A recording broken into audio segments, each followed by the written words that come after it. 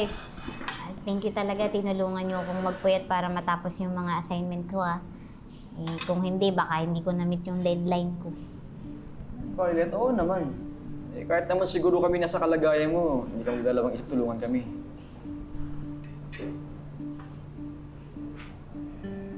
Eh, kaya lang hindi ako sigurado kung nakabuti o mas nakasama yung ginawa natin. Bakit? Anong nangyari?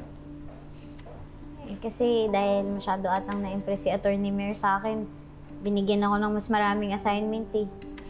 Tapos Friday na yung deadline. Hindi ko nga alam kung kakayanin ko pa ba matapos yun. Diba? Hindi problema yung attorney ulit. Eh, di tutulong kami sa'yo. Eh, syempre, ayoko naman na laging umasa sa inyo. Sa akin yung binigay yung trabaho, kaya gusto ko ako yung gagawa. Naniniwala ako sa'yo, Lilet. Oo pa ba? Tatandaan mo, yung bar exam. Di ba, tuliro at stress ka nun dahil na-hospital si Tinang mo? Pero natawid mo yun. At ang ending, bar top notcher ka pa nun. Okay, kung nagawa mo yun, eh, sigurado ko na malalampasan mo yung challenge ni Attorney Mer sa'yo. Alam mo, I agree with Attorney Kurt. Basta maniwala ka sa sarili mo and if you do that, kahit ano kaya mong gawin. Thank you sa bilib niyo sa akin, ah.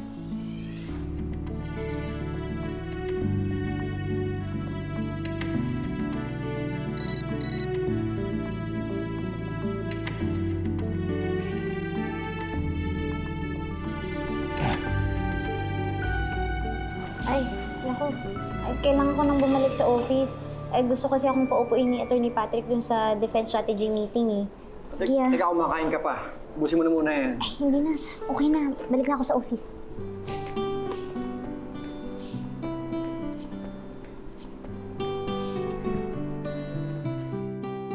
Pagdating ni Attorney Spanky from court, pakisabi, i-line up niya yung mga cases from our Mergers and Acquisitions Department, okay? Yes po, Attorney Simmons. Okay. Meredith, do you have a minute? Pwede ba tayo mag-usap? Will this be quick? Kasi ang dami kong gagawin eh. Yeah.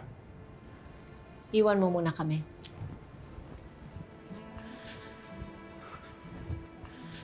Look, Meredith. Kung galit ka sa akin, huwag mo naman sanang pahirapan si Lilet o yung mga ibang tao na loyal sa akin. Wala naman silang kinalaman sa conflict natin eh. I don't know what you're talking about. Wala akong ginagawang masama. Oh, come on. Halatang-halata naman na pinahihirapan mo si Lilet. It's like you're deliberately setting her up to fail. Why? Is it because malapit siya sa amin ni Lorena? Is that what this is all about? I don't like the tone of your voice, Attorney Constantino. As the principal managing partner of this firm, I am tasked to give performance goals to our associates. Hindi lang naman si Lilet ang binibigyan ko ng assignment. Pati yung ibang associates natin. Meron din naman akong pinapagawa sa iba. Pero hindi ko na kailangang i-broadcast yun sa mga meeting. Next time, don't question my decision. And I don't like this insinuation of yours na parang pinapahirapan ko ang isang associate natin to spite you. Let me remind you, this is not all about you. Huwag masyadong mataas ang tingin mo sa sarili mo.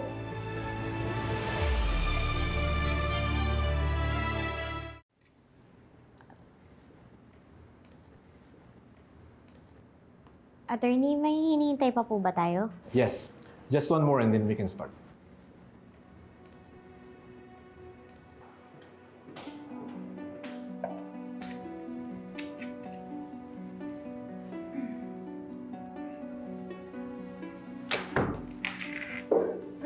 Oh, ba't ang sama mong makatingin? Iniisip mo pa rin ba na ako yung nanabotahe sa'yo? Face it, Attorney Lilet. Baka naman kasi hindi lang ako yung may galit at may ayaw sa'yo sa firm na to.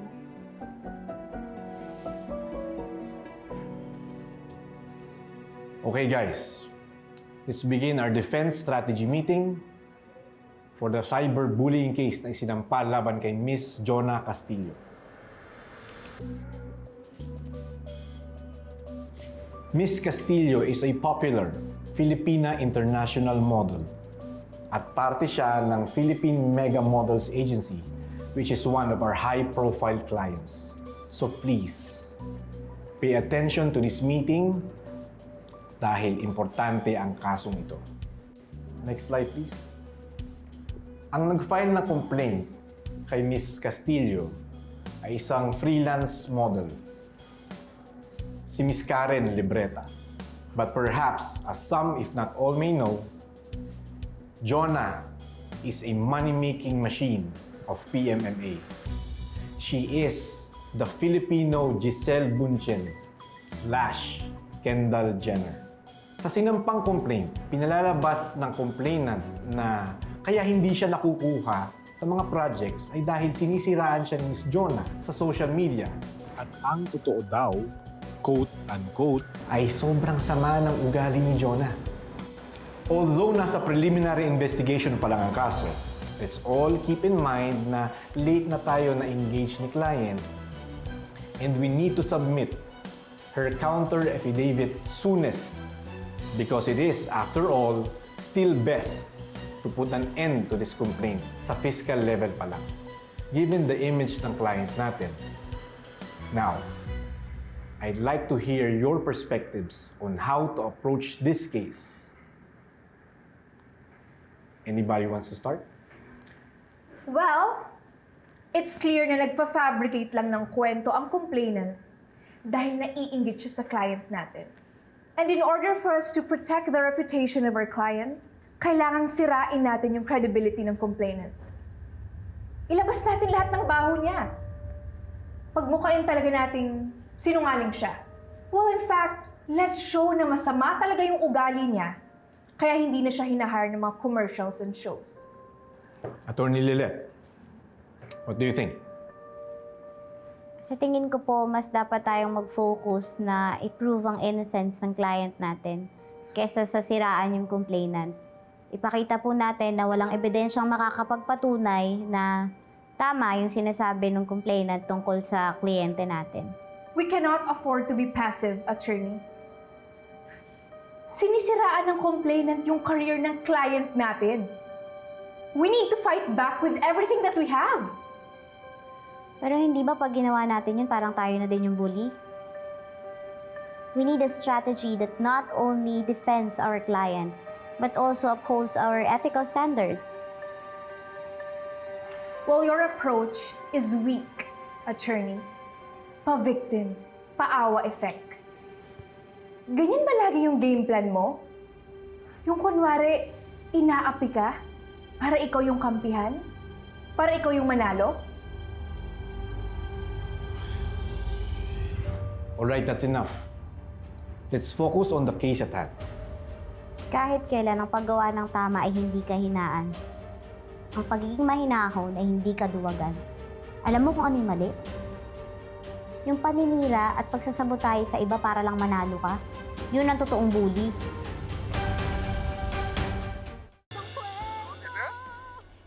Pasensya na po. Pakilakas po yung boses nyo kasi hindi ko po maintindihan eh. Lilet? Naririnig niyo ba ako? Hello? Hello? Anong kailangan yung Trixie? I just want to know kung anong pinakain sa'yo ng mga dalayon para maging ganun ka kasipsip sa kanila. Magkano ba yung binabayad nila sa'yo para masikmura mo yung pag-side mo kay Ino, ha? Lilet, ako yung kapatid mo. Pero ni isang beses hindi mo man lang ako makampihan? Kung tungkol to sa nangyari kanina, sinaway kita dahil ayokong may makakita na nakikipag-away ka. Ayoko na matanggal ka sa pagiging intern mo dito sa Keystone. Pinoprotektahan lang kita, ba't hindi mo ba makita yun? Wow! Ginagaslight mo pa ako ngayon? Ibang klase ka, Lilet. Attorney Ira, ano bang finifeed mo dito sa kapatid ko? Siguro kung ano-anong sinusulsul mo sa kanya, kaya siya nagkakaganyan. Wala akong kinalaman dyan, ha? Issue niyo yung magkapatid. Wala lang akong ginagawa o nakatayo na nga lang ako dito. Huwag ka mandamay ng iba, Lilet. And stop acting innocent. Kasalanan mo to. Kaya ako nagiging ganito dahil sa'yo. Kaya puro galit at bitterness yung nararamdaman ko. Kung gusto mo akong protektan, edi sana noon mo pa ginawa doon sa korte. Laban sa walang yang ng rape sa akin. Hindi ko hihingi ng tawad yung ginawa ko. Dahil ginampanan ko lang yung trabaho ko. Tama yung desisyon ko eh. Dahil napatunayan sa korte na inosente si Ino. Alam mo, Trixie, ikaw yung dapat na magbago ng ugali mo. Sa sobrang obsession mo sa galit mo kay Ino, pati ikaw naniniwala ka na sa sarili mong kasinungalingan. Anong sinabi mo? Gusto kong pumanig sa'yo, gusto kong magpakaate sa'yo. Pero kung hindi mo titigilan yung kasinungalingan mo, kung hindi mo tatanggapin yung pagkakamali mo, hindi talaga ako kakampi sa'yo. Nasa sa'yo na lang yan kung gusto mo kong isumpa at itakwil bilang kapatid mo. Pero doon lang ako sa tama, doon lang ako sa katotohanan. Katotohanan? Pwes, etong bagay sa'yo.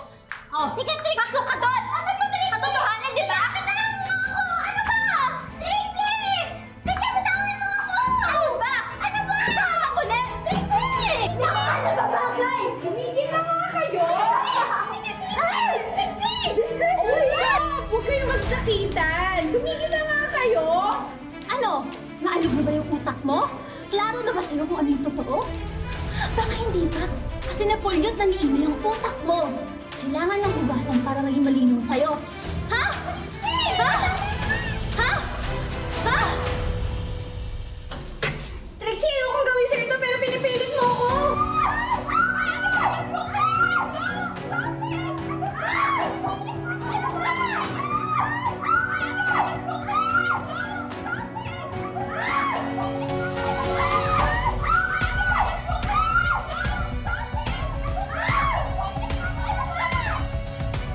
What's the commotion?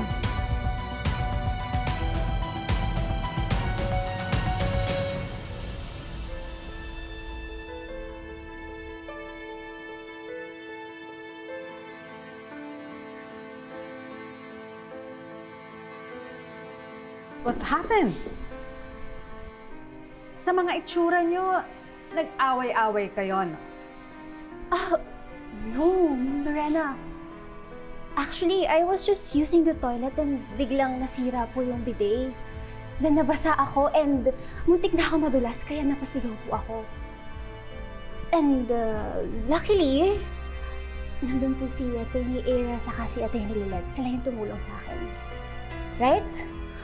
Is that true, Attorney Lilet? Nagsabi ka ng totoo. Opo, ganun na nga po. Paano nyo nagagawa yun, ha? Mas malalaki kayo? Dala-dalawa kayo? Walang kalaban-laban yung tao? Dahan-dahan lang ho kayo sa pagbibintang ng Mrs. De Leon. Attorney Era, I'm just stating the obvious. Why are you so defensive? Unless may hindi ka sinasabi. Ano talaga ang ginawa nyo kay Attorney Lilet? Hindi ko yata gusto ang tono ng pananalita mo sa anak ko. Anong inaakusa mo? May preba ka ba?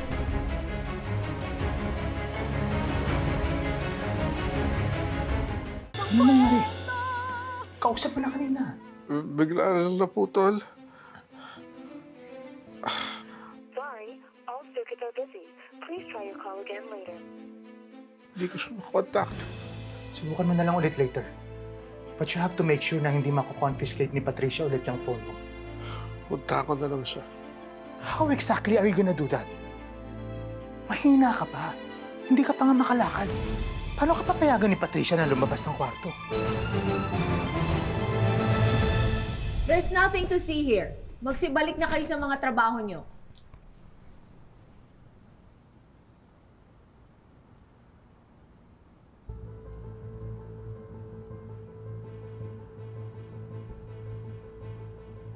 Next time, Lorena, make sure na mga insinuations mo is backed up by facts. Hindi yung tamang hinala ka lang. Bulag ka ba? Tingnan mo nga itsura nitong tatlo. Do you seriously believe na hindi sila nagkagulo sa loob? I'm a lawyer, Lorena, and I base my conclusions on pieces of evidence and facts. Ngayon, base sa sinabi ni Trixie, na nag-agree naman tong si Lilet, ano namang gulong nangyari? Case closed. Ika, Lorena. Attorney Mayor. Huwag na po kayong magtalo. Ako na po nakikiusap sa inyo. Wala naman po talaga nangyaring gulo. Basta, Attorney Lilet, if someone is trying to intimidate you or to hurt you, sabihin mo agad sa akin o kay Constantino. Dahil yung mga tao dito, parang wala namang concern talaga sa safety and welfare mo.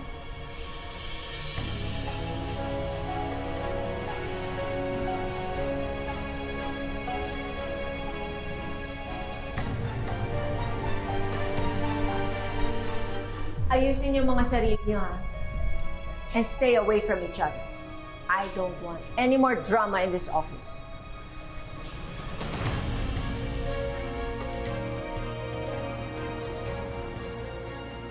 So tell me, what really happened there? What do you mean? Tayong dalawa na lang ang nandito. You can tell me everything. Well, apparently, malalim pa rin pala yung bubog ni Trixie kay Lilet because of that Ino. So yun, nag-away yung mga magkakasama sa bahay dati. Tapos, hindi mo pinigilan. Hera, that's so reckless of you. Di ba intern mo si Trixie? She's your responsibility. Buti na lang hindi nagsumbong si Lilet. It would have put me in such a precarious situation. Eh, hindi ko na kasi mapigilan yung inis ko sa kanya eh. Every time I see her, Matty, naaalala ko lahat ng mga ginawa niya sa akin. Namuntikan na ako malumpo dahil sa kanya. So, when Trixie attacked her, hinayaan ko na lang. At least nakaganti man lang ako sa kanya without lifting a finger. Just please don't let this happen again. Nakakahiya sa mga tao sa Keystone. Baka isipin nila kinakampihan kita. Eh bakit ba kasi hindi mo na lang gamitin yung powers mo? Para tanggalin yung buwisit na midget na yon. Hindi ko pwedeng gawin yun. Lalo na wala namang ginagawa si Lilet. I will lose my integrity bilang isang principal managing partner. Tsaka isa pa, kahit anong workload ang ibigay mo kay Lilet, she delivers. You can't do anything to her unless may basis.